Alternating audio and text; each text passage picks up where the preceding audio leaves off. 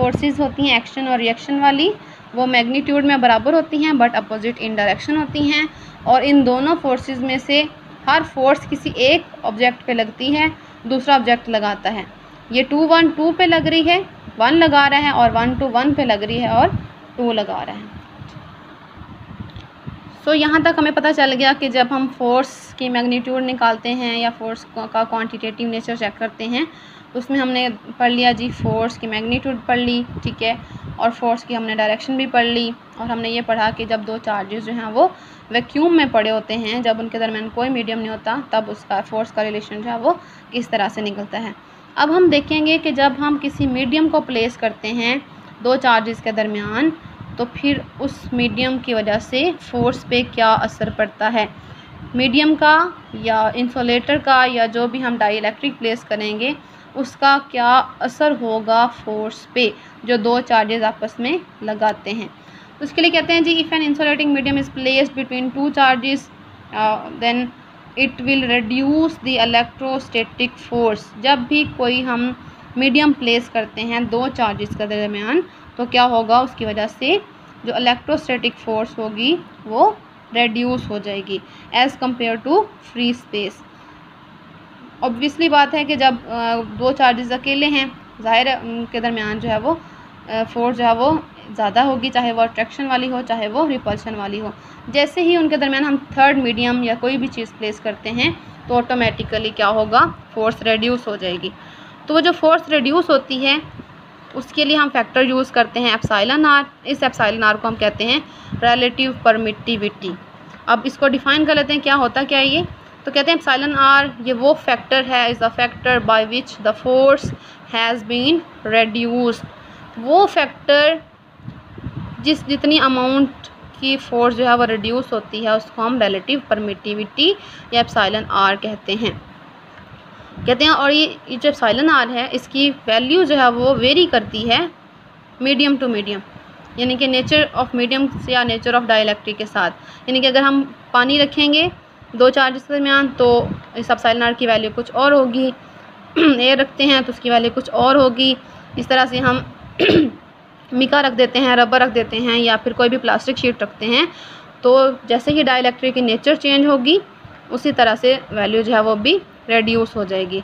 तो कहते हैं 10 फोर्स बिकम, जैसे ही हम मीडियम प्लेस करते हैं तो फोर्स की जो मैग्नीट्यूड है वो बाय अ फैक्टर, जिसको हम एप्सिलॉन आर कह रहे हैं, इतने फैक्टर से वो रेड्यूस हो जाएगी। यहाँ पे हम रिलेशन में भी देख सकते हैं कि जो हमारे पास एप्सिलॉन आर है वो इन्वर्स में आ रहा है, लिहाजा फोर्स इस मटेरियल की वैल्यू के साथ, इस डाइइलेक्ट्रिक की वैल्यू के साथ इन्वर्सली वेरी करेगा। तो एफ प्राइम बराबर आ जाएगी, इसको हम अगर बाहर निकालें, कॉमन ले लें, तो 1 ओवर एप्सिलॉन आर, बाकी जो है वो 1 over 4 pi epsilon naught and Q1 Q2 over R से इसको एज इट इज़ लिख देते हैं।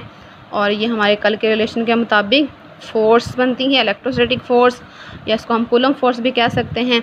यहाँ से आप देख सकते हैं कि जब एप्सिलॉन आर है वो बनता है ratio of F and F prime.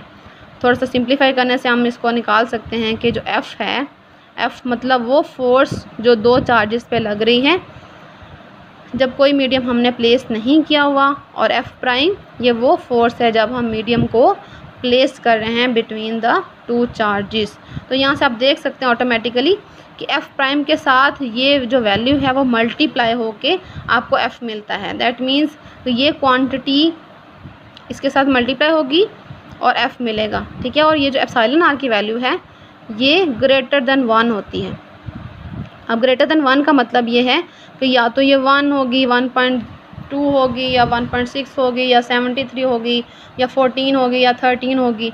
तो जितनी वैल्यू हम यहाँ प्लेस करेंगे उतने गुना ये फोर्स होके हमें ओरिजिनल वाली फोर्स मिलेगी। इससे हम देख सकते हैं कि ये जो आंसर है, जो रिजल्टेंट आंसर है, वो इस वाली फोर्स से हमेशा बड़ा होगा, ठीक है। तो यहाँ से हम क्लियर हो गया जी कि जैसे ही हम मीडियम प्लेस करते हैं तो जो एफ़ प्राइम है फोर्स विद मीडियम वो मैग्नीट्यूड में कम होती है as compared to the force without medium. तो यहाँ से हम एप्सिलॉन आर की जो डेफिनेशन है, ठीक है, उसको हम करते हैं। तो एप्सिलॉन आर की डेफिनेशन बनती है, यहाँ नीचे करेंगे, ठीक है। पहले हम इसकी वैल्यूज़ देख लेते हैं। वैक्यूम अगर रखते हैं दो चार्जेस के दरमियान, ठीक है। तो कुछ मटेरियल्स के लिए मैंने एप्सिलॉन आर की वैल्यूज़ लिखी हैं, ठीक है। वैक्यूम के लिए एप्सिलॉन आर की वैल्यू होती है 1 और एयर के लिए जो एप्सिलॉन आर की वैल्यू होती है वो होती है 1.000 6, ठीक है। अब यहाँ से देख भी सकते हैं कि 1.006 तकरीबन 1 के बराबर है, लिहाजा हम कह सकते हैं कि जो फोर्स होती है वैक्यूम में, ठीक है, दो चार्जेस के दरमियान लगने वाली फ़ोर्स जब उनके दरमियान वैक्यूम हो वो तकरीबन बराबर होती है उस फोर्स के जो सेम चार्जेस लगा रहे हैं जब उनके दरमियान एयर या हवा मौजूद हो। तो हम इन दोनों फोर्सेस को अप्रोक्सीमेटली इक्वल ले लेते हैं। अगर दो चार्जेस के दरमियान हम पानी रखते हैं, वाटर रखते हैं, तो वाटर के लिए ये डिस्टिल्ड वाटर होता है। डिस्टिल्ड वाटर के लिए इसकी वैल्यू जो है वो 78.5 होती है। यानी कि हम देख सकते हैं यहाँ पे जैसे ही हमने पानी रखा दो चार्जेस के दरमियान, तो ये जो फोर्स होती है चार्जेस के दरमियान वो 78.5 गुना 78.5 गुना जो है वो कम हो जाएगी, रेड्यूस हो जाएगी। या कह सकते हैं कि जो फोर्स विदाउट वाटर होगी वो 78.5 गुना ज़्यादा होगी।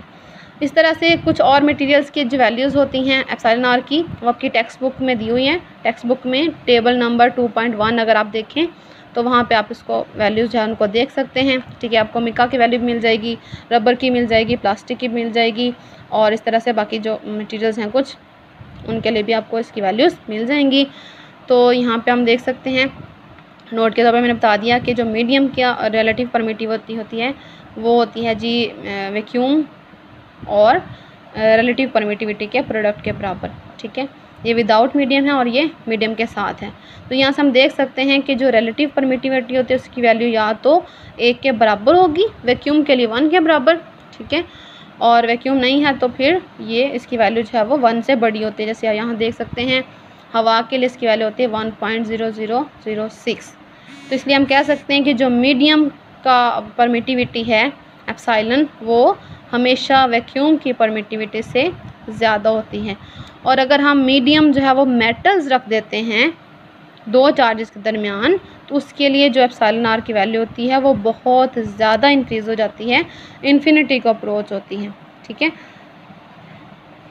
नेक्स्ट हम आते हैं जी डेफिनेशन पे। डेफिनेशन ऑफ एप्सिलॉन आर, इसके लिए हम क्या करेंगे, सेम जो हमारे पास ये रिलेशन हमने निकाला था इस रिलेशन को फॉलो करते हुए हम जो है वो डेफिनेशन को डिफ़ाइन कर लेते हैं। ये रिलेशन मैंने यहाँ पे भी लिख के दिखा दिया है। एप्सिलॉन आर बराबर होता है F/F प्राइम। यहाँ पे F क्या है, वो फोर्स जो दो चार्जेस दरमियान लग रही है जब उनके दरमियान हमने कोई मीडियम नहीं रखा, और ये वो फोर्स है जब हमने मीडियम को रखा है। तो कहते हैं epsilon R can be defined as the ratio of electrostatic force between the charges, 2 charges और 3 चार्जेस और मोर चार्जेस इन वैक्यूम, ठीक है। क्या हो रहा है जी, फोर्सेस की रेशो है, कौन सी फोर्स की, वो फोर्स जो दो चार्जेस के दरमियान या 3 चार्जेस के दरमियान लग रही है, ठीक है, जब हमने उनको वैक्यूम में रखा, टू द फोर्स डिवाइड किस पे करना है, उस फोर्स के जब उन्हीं चार्जेस के दरमियान वो फोर्स लग रही हो जब हमने उनके दरमियान मीडियम रखा हो। The ratio of electrostatic force without medium to the electrostatic force with medium, ठीक है। तो यहाँ पे हमारा जो है वो लेक्चर आज का कंप्लीट हो जाता है। होप्स आप लोगों को कूलम्स लॉ की बहुत अच्छे से समझ भी आ गई होगी, क्लियर भी हो गया होगा। इसके बावजूद अगर आपका कोई क्वेश्चन हो तो आप जो है वो टेक्स्ट करके हमने पूछ सकते हैं। थैंक यू सो मच, अल्लाह हाफिज़।